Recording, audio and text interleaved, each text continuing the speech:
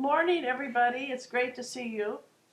We have a special day today. After over a year of performing only on Zoom, Connor was interested in having a live audience, but other than his family. Now his family is here. We also have a guest, and just want to show you everybody who's here today. Yay! I'm very excited about that. Today's an important day. It's Juneteenth Day, now recognized as a national holiday. Some facts about Juneteenth. Fact 1. Following the issuing of the Emancipation Proclamation on January 1st, 1863, not all enslaved people immediately found freedom. Fact 2. The Civil War ended in the summer of 1865. That's 2 years later. Union General Gordon Granger and his troops traveled to Galveston, Texas to announce the General Orders No. 3 on June 19, 1865. June 19th would go on to be known and celebrated as Juneteenth. 3. Part of the General Order No. 3 encouraged the newly freed people to remain with their past owners. Fact 4 of 5. The period after Juneteenth is known as the Scatter.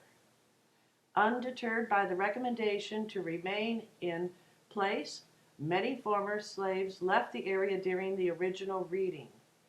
In the following weeks, formerly enslaved people left Texas in great numbers to find their family members and make their way to the postbellum United States. Fact 5. Juneteenth has been celebrated under many names: Freedom Day, Jubilee Day, and Celebration Day, Second Independence Day, and Emancipation Day, to name just a few. Partway through their class today, I'd speak a little bit more about the Black influence in classical music. Be ready for a few surprises, and we just got a visitor here, one of the cats. And without further ado, we're going to start with our first performer, Connor, who's playing 3 Schubert Waltzes in A flat major.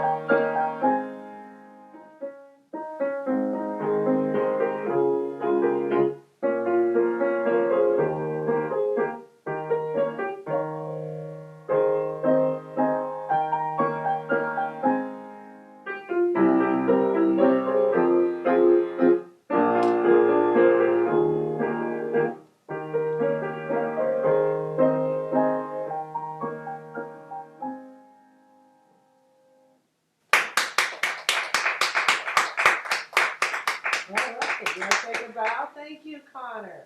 Thank you. So how did you feel it went? You're a pretty experienced performer. I struggle a little bit on the dynamics. Yeah.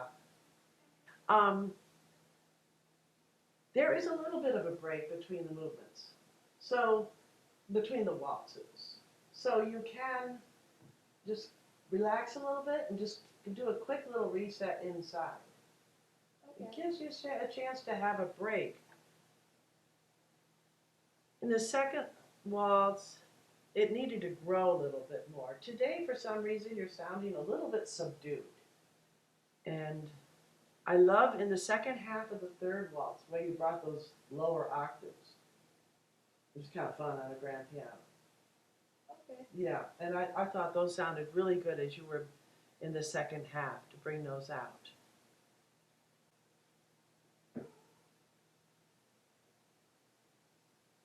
Do you want to try the dynamics on your own without me coaching? Okay. What would you prefer? Do you want me here out of camera, you know, kind of doing this or in the background? What do you think? I think that would be okay. You would be fine? Okay. All right. Would you like to do it again now? Okay.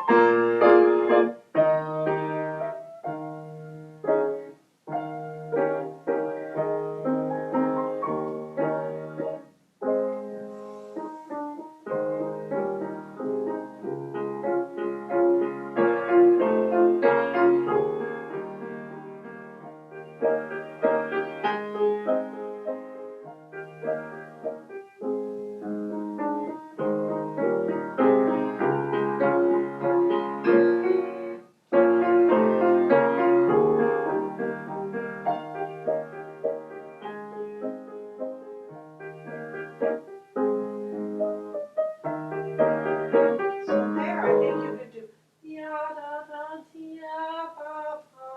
You know, a little bit of those hairpins. You can pull back the tempo just a little and then make up for it afterwards. Okay. Let's work on that today. Rubatos. Okay, 1, 2, 3. 1, about the tempo.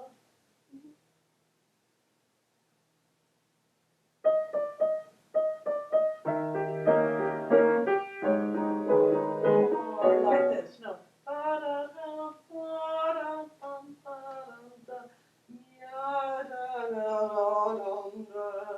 You know, more like that. Oh, okay. So the first one comes right there on the first beat.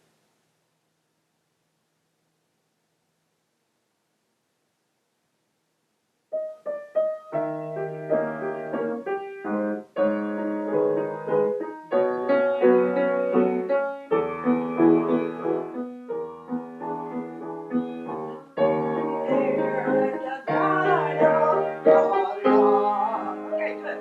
That's better. Do it again. Now take a breath first, please.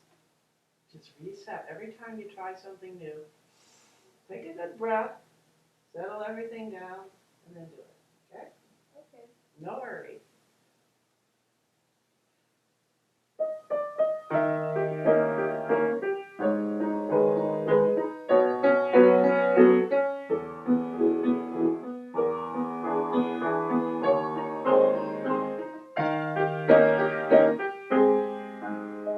All right, good.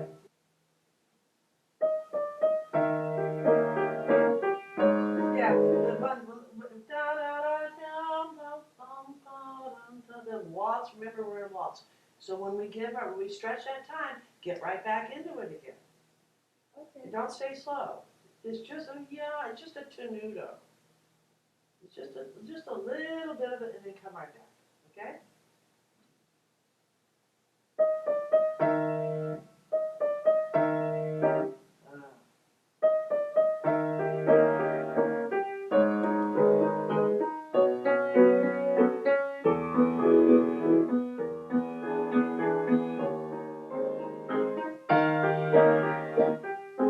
Okay, good. Let's try it again.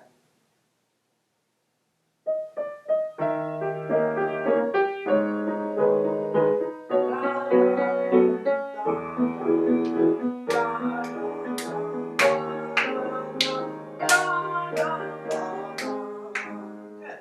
Again.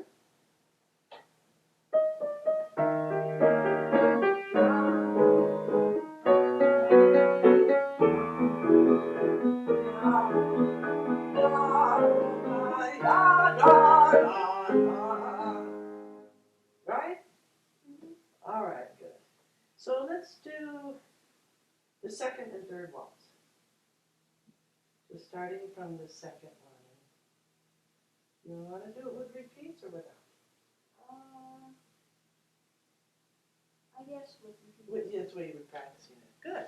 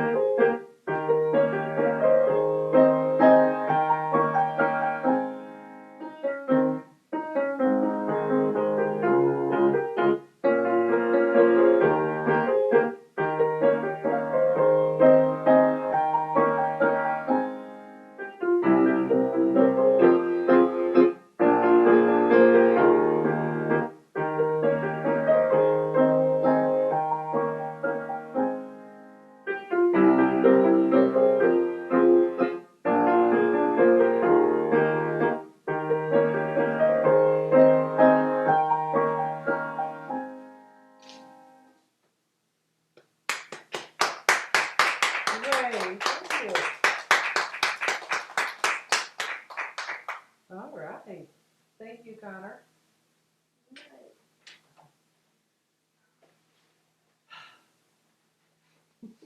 And let's turn around just a little bit. Can you see the music okay here? Yeah. This one. All right. Very good.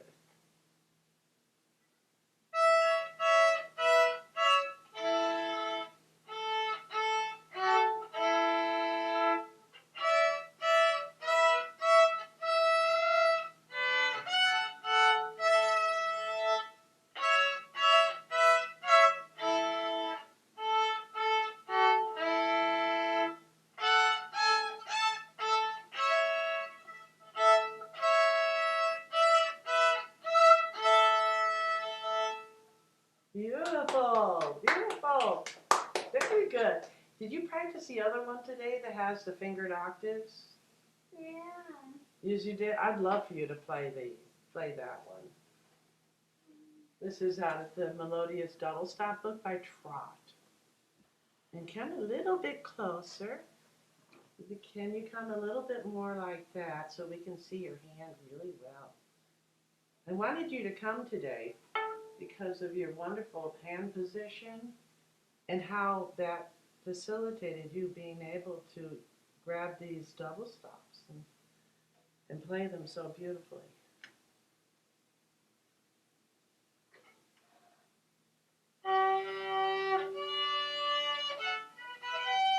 one more time.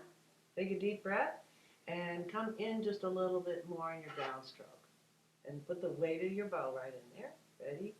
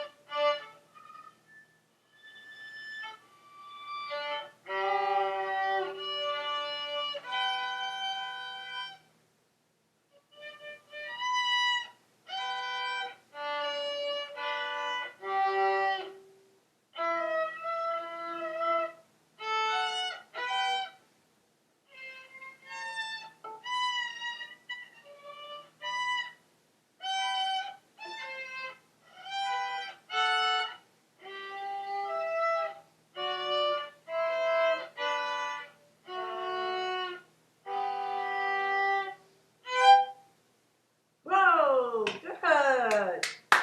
Very nice, very nice. And I'd love for you, we just started this one a week or two ago, and I'd love for you to play that last line here. Okay, and so we could have a view of your left hand on camera to help other people that are working on this. Okay, sitting back just a little bit. Can I see your position? Can you hold yourself up, your violin up? Great.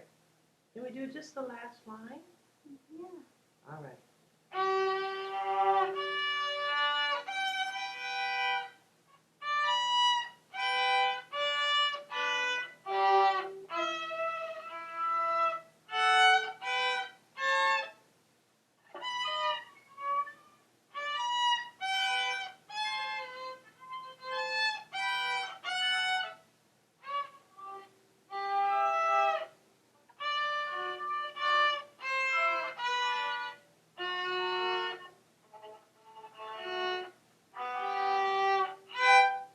Good. So, Kara, you're in the beginning stages of learning this passage, and the new double stop for you was the 6. And we put which finger first when we're working on those double stops? We put second finger. Three. Is it always the second finger? I thought second was first finger. Third finger. Let's see, I've made a little note here. The lower string finger moves first. Yeah. Right. This is what you're doing. And you're doing a great job of this. So you work on this for another week. It's going to be really nice and smooth. Nice and smooth. Thank you, Kara. Thank you.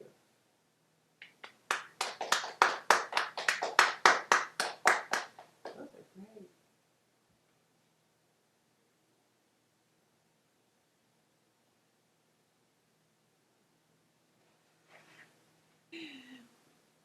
We got some activity in the cat crowd here.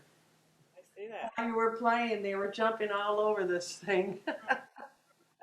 What? I think when I played on Wednesday, I was feeling the piece, A and I little think more. today I had too much going on beforehand, with having 5 people over for waffles Some waffles? this morning for breakfast before I came on. Nice. So I'm sorry. No apologies. Life happens. Yeah. Life happens. I was reflecting a little bit about performing and how important it is to do it often enough where you can figure out your game plan. What is your psychological game for it? For me, since a child, I needed a good amount of chaos. So I would forget my violin halfway to the concert or whatever. So I'd be rushing on stage, rushing into the building 10 minutes before, and this sort of thing. And as I've got more experienced, I have found the best thing is I really need at least an hour of time by myself to get very, very relaxed.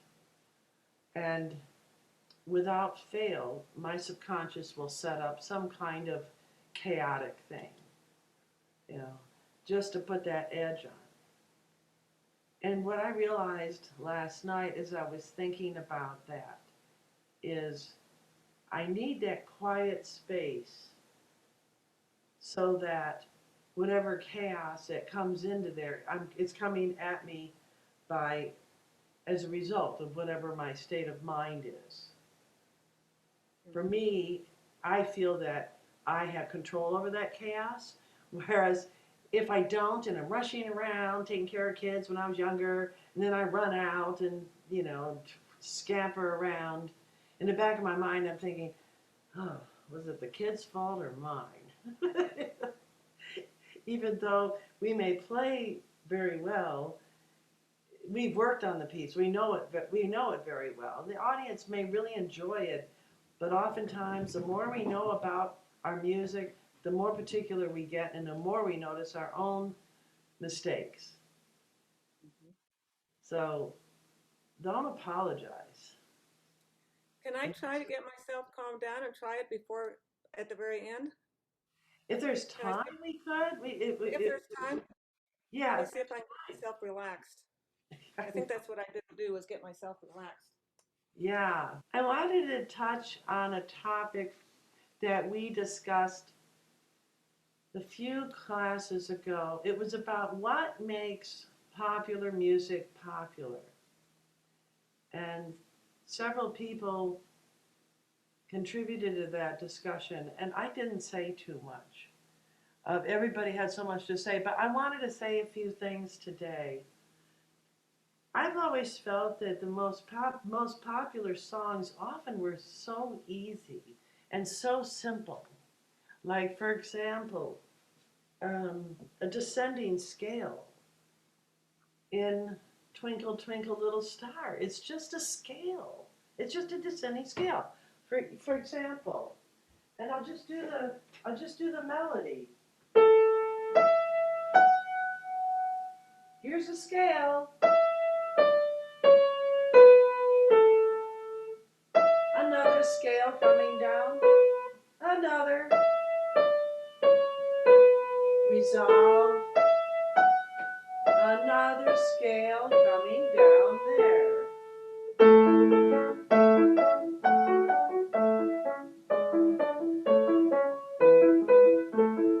And so you're getting the harmony in the bass. Another very simple melody. Actually, this one, ascending scale. This one goes up. And see if anybody can recognize what it is.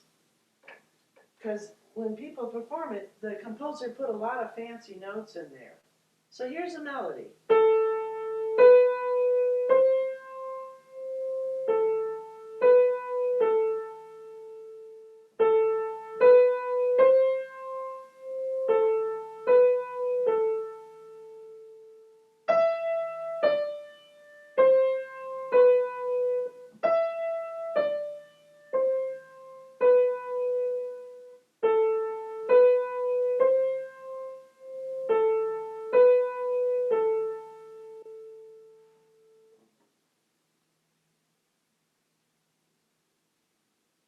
So this is Beethoven. This is Beethoven. Well, we're going to be talking about him later. He was a black composer. And the piece you're hearing from is for release.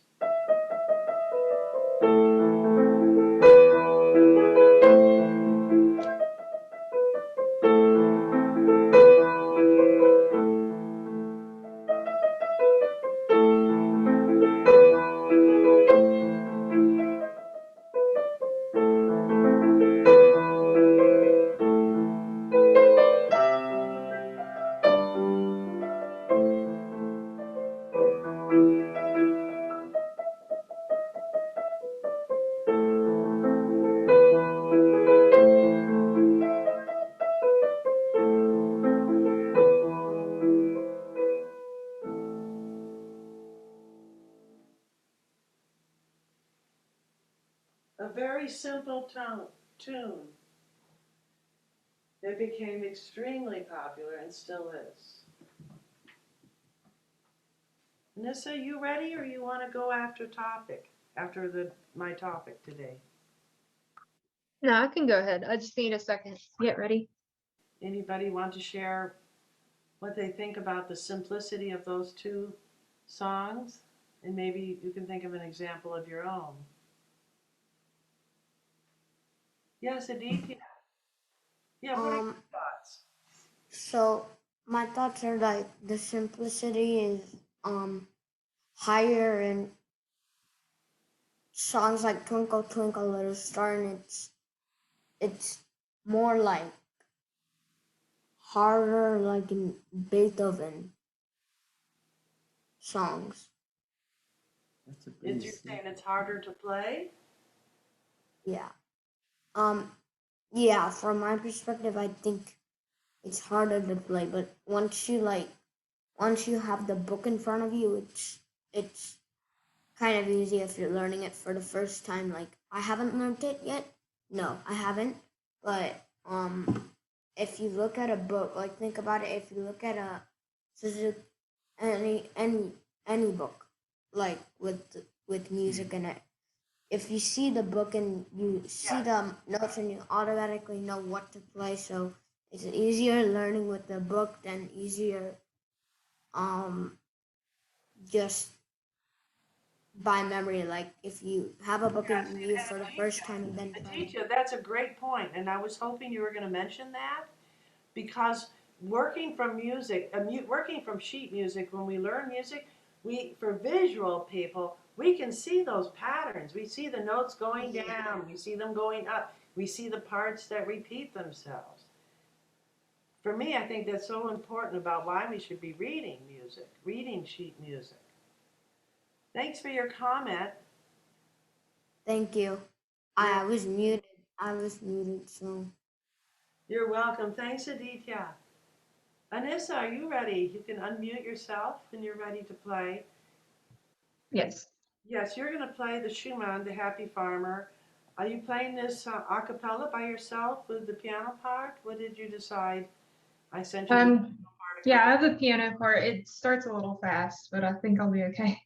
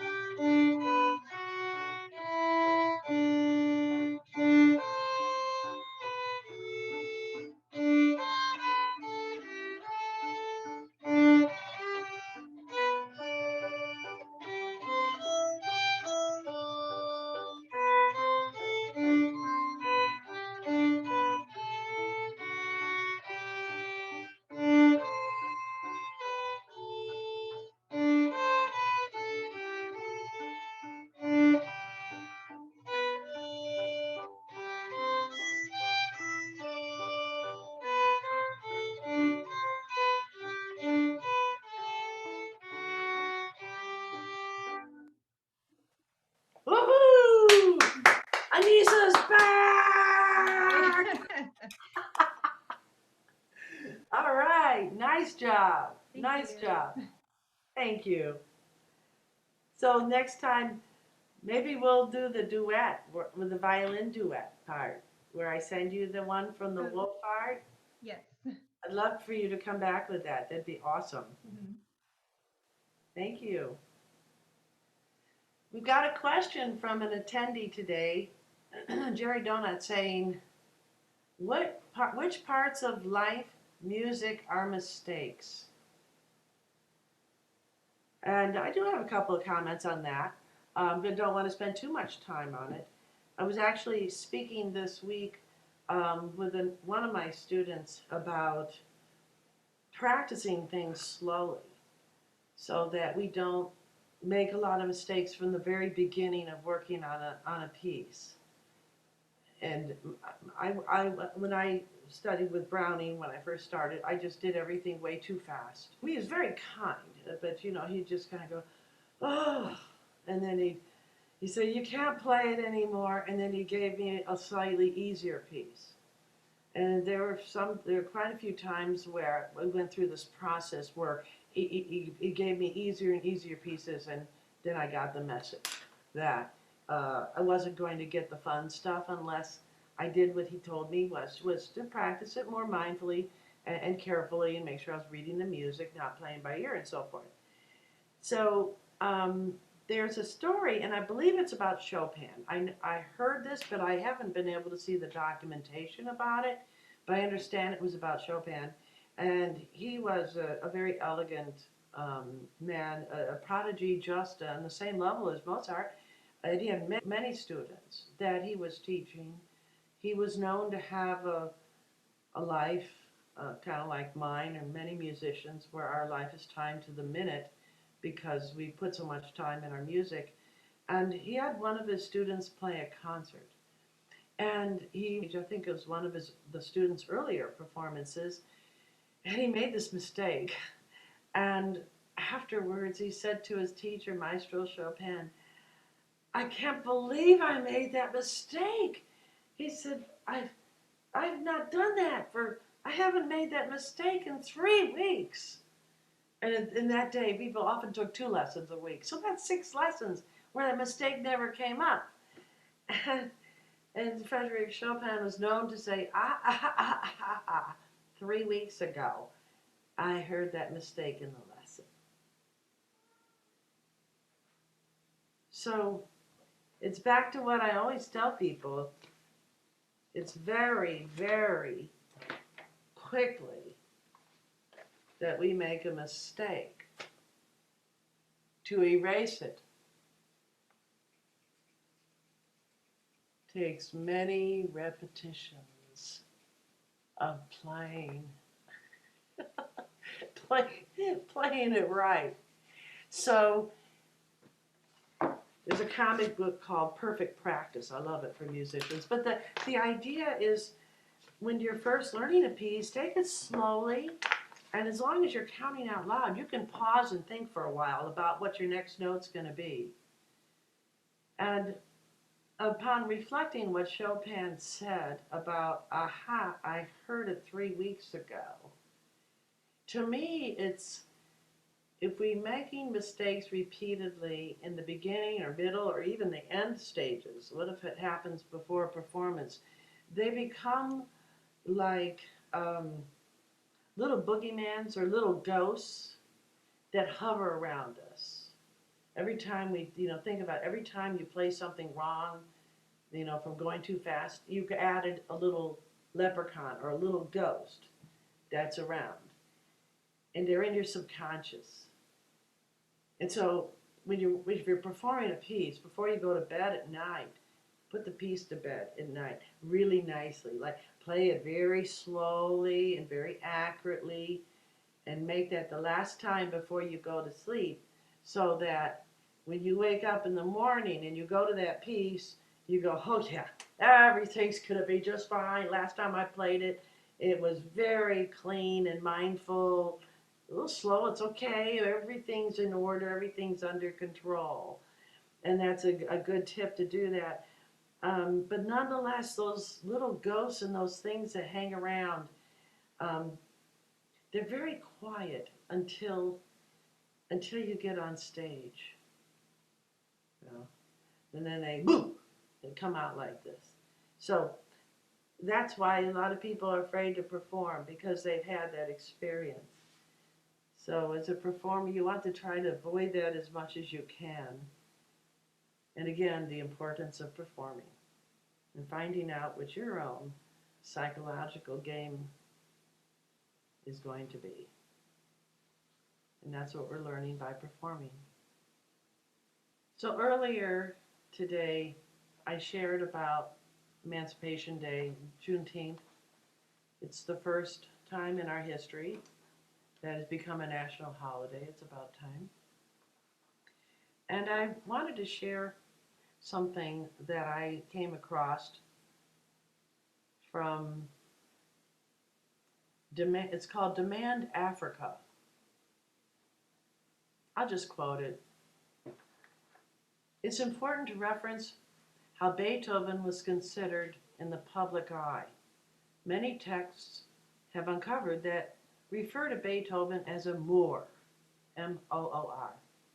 In this era, Moor translates to Negro, before the term was extended to include Arabs at later times. The German translation for Negro is also Moor. A renowned Beethoven historian, Alexander Thayer, can be quoted as stating, Beethoven had even more of the Moor in his features than his master, Joseph Haydn.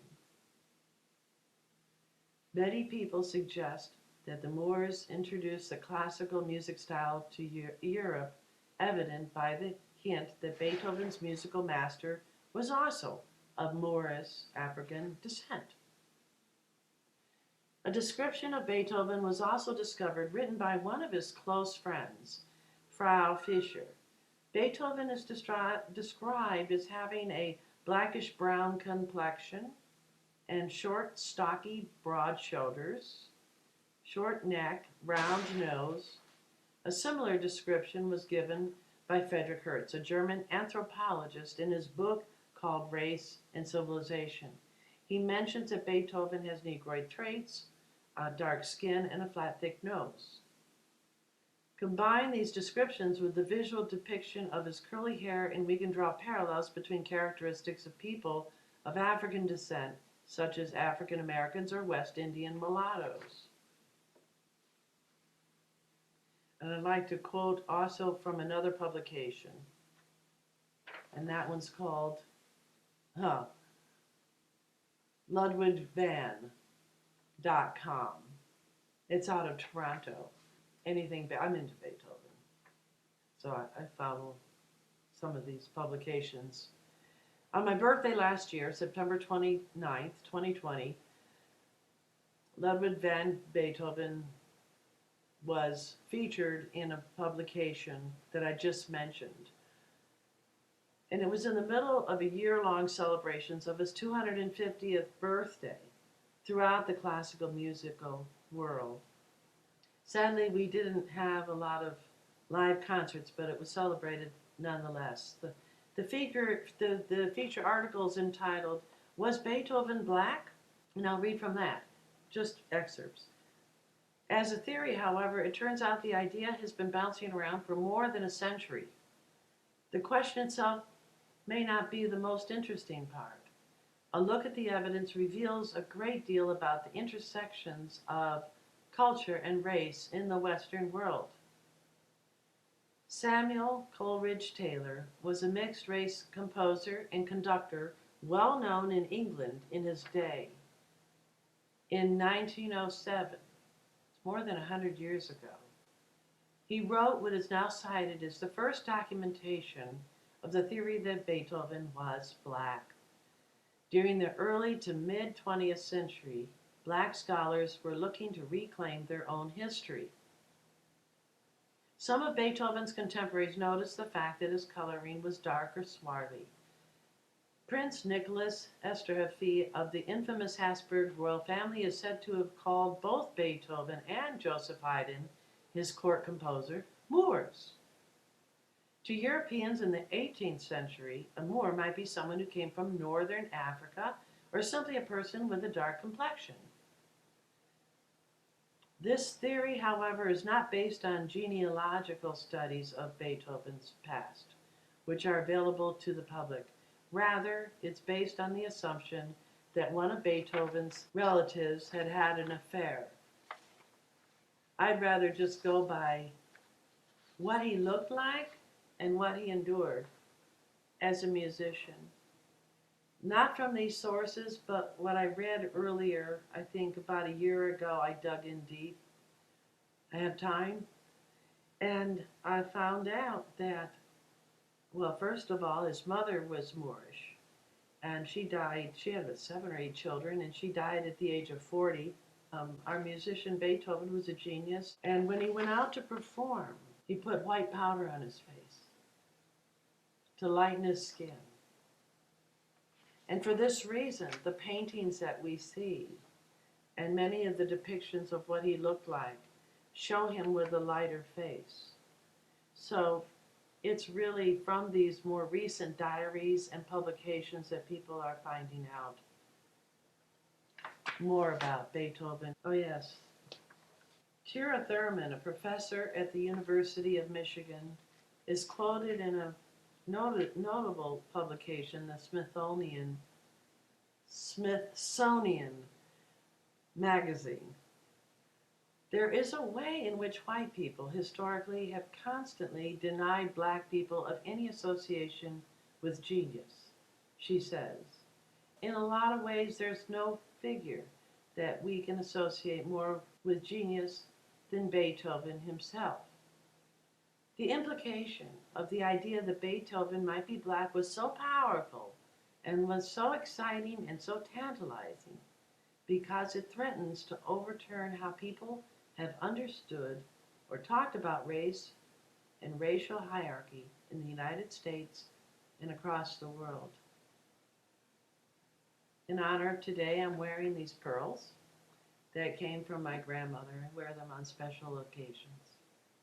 Somebody says here, when I saw you perform years ago, it was like watching a ballerina with a violin. Yeah. Does anybody have any comments? Well, I think I learned a valuable lesson today. Ah, I would like to play this not today, but another time, maybe next time. I learned that in my preparation, instead of hurrying to get the computer in the right place and get the violin and out and just hurrying, I should have taken some time just to sit down and relax. Because I didn't think about relaxing my insides until after I couldn't play, until I made the mistakes. So the lesson I've learned is that just as important as getting everything set up, I should have sat down and just relaxed my insides and got my insides ready to play. So that was an important lesson to learn. thank you, Judy.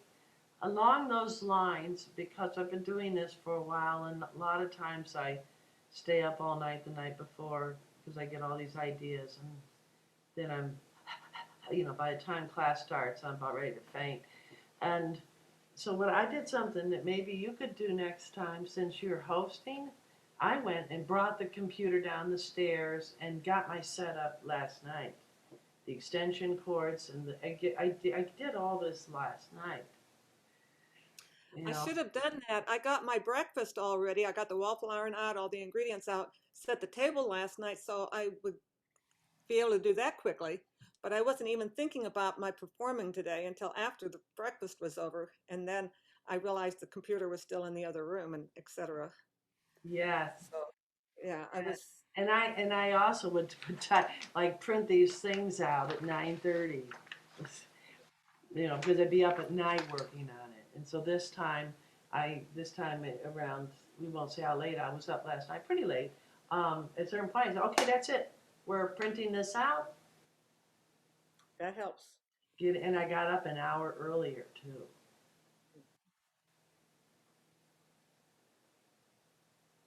How you doing, Abigail? I'm so glad to see you. Yeah, hi.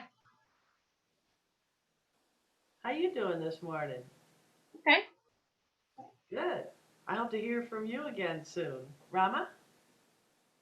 Yeah, was that I had not heard any of that about Beethoven before. About that's is it just speculation now, or how is there a conclusion or? That's a good question. It's been in speculation, it sounds like, for about over 100 years. People have been talking about it.